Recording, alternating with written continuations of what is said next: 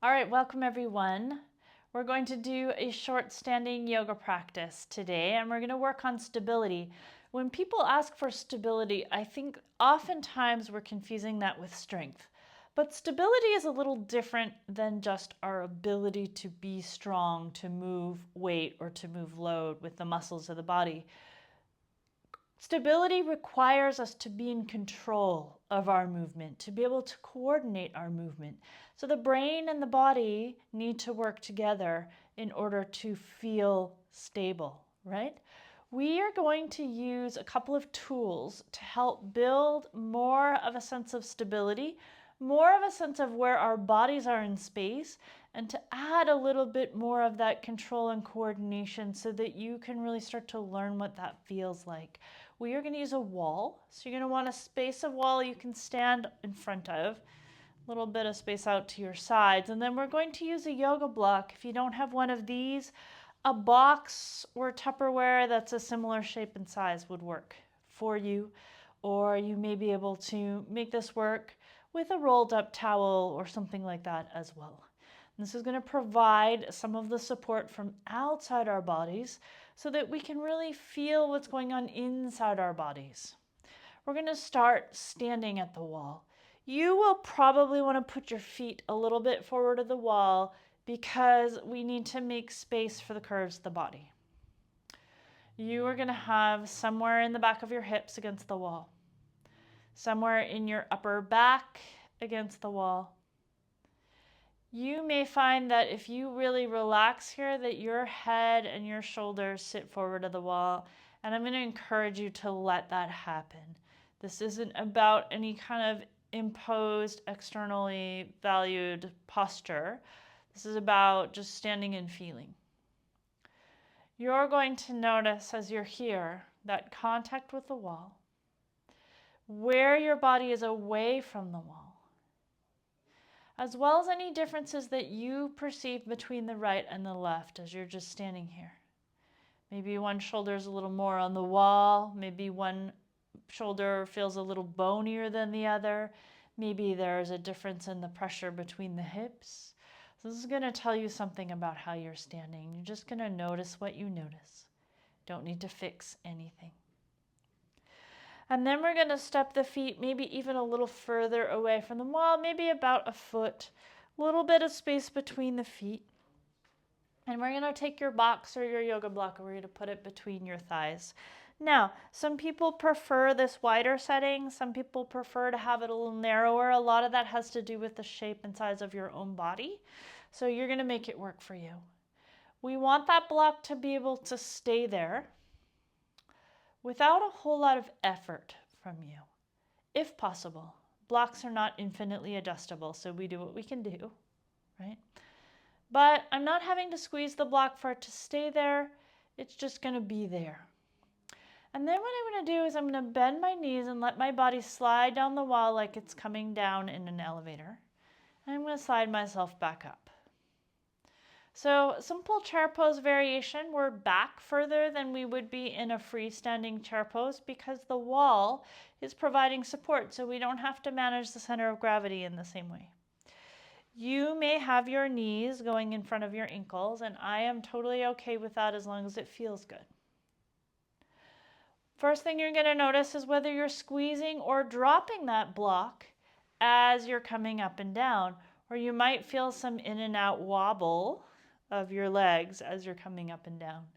You're going to see if you can keep that pressure on the block steady as you come up and down, moving in a range that feels good for you. This might be tiny or it might be quite deep. So you're just seeing what you feel. And then you're going to come down and hold.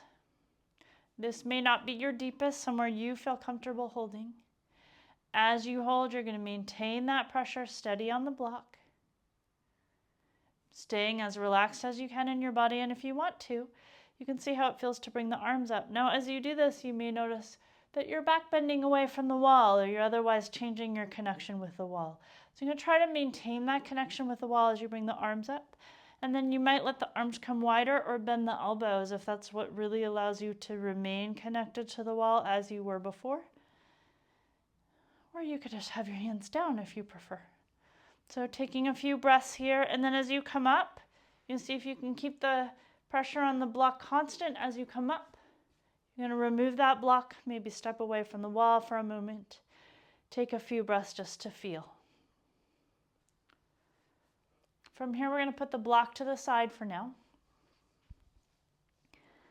We're coming back to our starting position, but this time we are going to take the feet a little bit wider.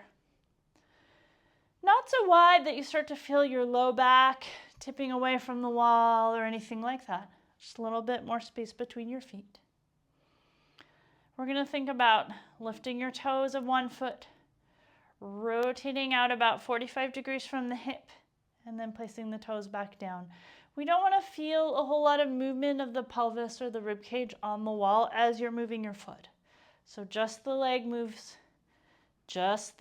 on the other side. So both legs are out about 45 degrees now. Now as you bend your knees, you're going to bend them towards the middle toes. So again, the body is like it's on an elevator. It's coming straight down the wall and straight back up. You try a few of these and see what you feel. We no longer have that block to provide stability, so we need to coordinate the movement at the hips here so that the knees can travel out towards the second toes. And we want both sides to work together, otherwise some wobbles happen, right? Exaggerating greatly, but you get the idea. So you're going to come down as far as it feels good for you. You're going to hold, staying as relaxed as you can. You might even bring your hands back behind the thighs, between the thighs and the wall, and press your thighs back into the hands. So you might feel some work light up in the outer hips. You can keep the hands there, or you can just use them to cue yourself. Big toe stays connected to the floor. You're still breathing. Not a lot of change happening in the upper body. Just noticing how things are. And then pressing down into the feet as you come up to stand. We'll turn the feet back forward and we'll step away from the wall for a moment, just standing to notice how you feel.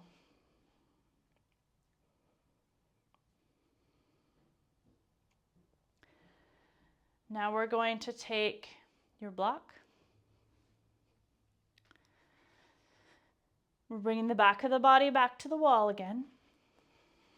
Finding those same connected points, noticing how your body feels, noticing if anything's changed. And then we're going to walk the feet out wider again. And this time you're going to take the right toes, lift them up and rotate the right leg all the way to the right so that the foot is parallel to the wall. Now, as you do that, you may very well notice that now your left hip has come away from the wall.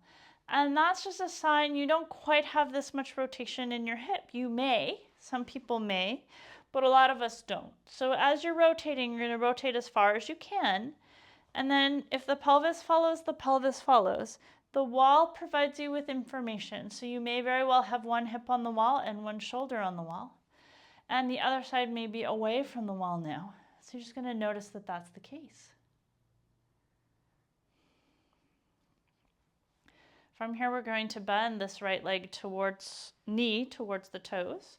We're going to take the block between the knee and the wall. Whatever setting on the block feels like it works for where your feet are placed.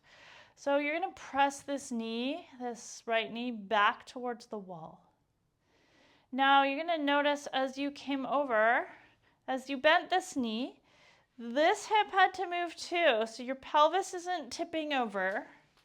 You're keeping the back of this hip on the wall, and you're coordinating the movement of both hips, right? So then as you're here, all you're adding is a press back through this front right knee. And then remember that your body turned a little bit. So as you bring your arms up, very possibly this right arm is going to be on the wall, and the left arm is going to hover out in space. And that's just a function of where you are. So you can try twisting yourself back to the wall like is often cued, and you'll notice that this has to twist through the rib cage, and that might be fine in your body, or it might add strain, or even some discomfort. or it might make it hard to do the work through this right hip that is stabilizing, helping you control the movement of this front leg. So let your body be where it is. If you want to play with where it is, feel free. You're going to breathe a little bit here in this warrior two. And then when you're ready to come out, you're going to straighten this leg. Turn your feet forward. Find the back of your body on the wall, and you may feel asymmetrical. I'm actually checking my feet. I'm so asymmetrical. Typical to feel asymmetrical on one side because we've created change on one side of the body, so that's cool. Now that you've turned your foot back, we're looking to be a little more symmetrical, maybe not completely, but a little more symmetrical to the wall in this position. So now you're going to lift your left toes. Think about moving at the hip as you turn your left foot all the way to the left, and let your pelvis follow only as far as it needs to. So I actually have a little more rotation on this side, I happen to know. So my pelvis didn't go as far. I have a little bit of light contact through the back of this hip. This hip is definitely on the wall, and the same through the shoulders, where this shoulder is on the wall, this shoulder has come away a little bit. So I'm just going to let that be the case, noticing where my body is in space, using the wall to help me track where I am.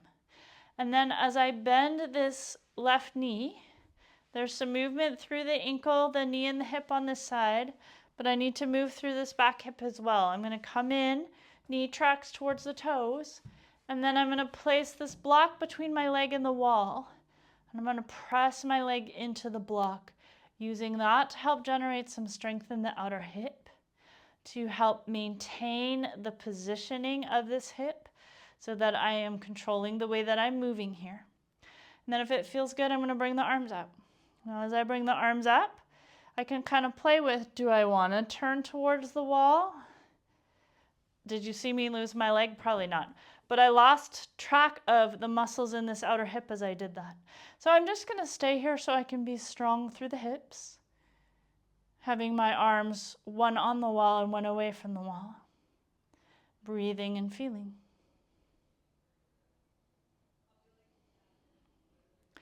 When you feel complete with this warrior two, you're going to let your arms come down. Helps to move the block before you straighten the leg. I'm going to turn this leg from the hip back to center, feeling my body come back towards the wall. Bringing my feet in, I'm just going to take a moment to stand and notice how I feel. And then I might come back to the wall and just check in. I happen to be a little more symmetrical in my contact with the wall, so that's interesting. You're just going to notice whatever you notice.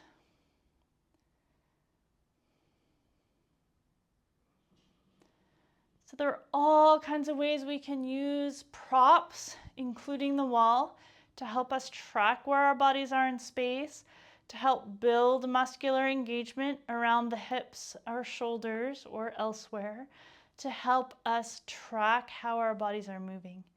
So these are just a couple of ideas here, using a few different poses that you could give a try if you want to, and feel free to be creative if you like. And then you might, if you want to, take these poses into the middle of the room and see if you can carry that knowledge that you gained, that felt experience from using these props for stability, to find your own stability in the middle of the room.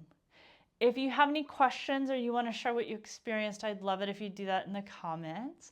Thank you so much for practicing with me, and may we all be balanced and well. Take really good care.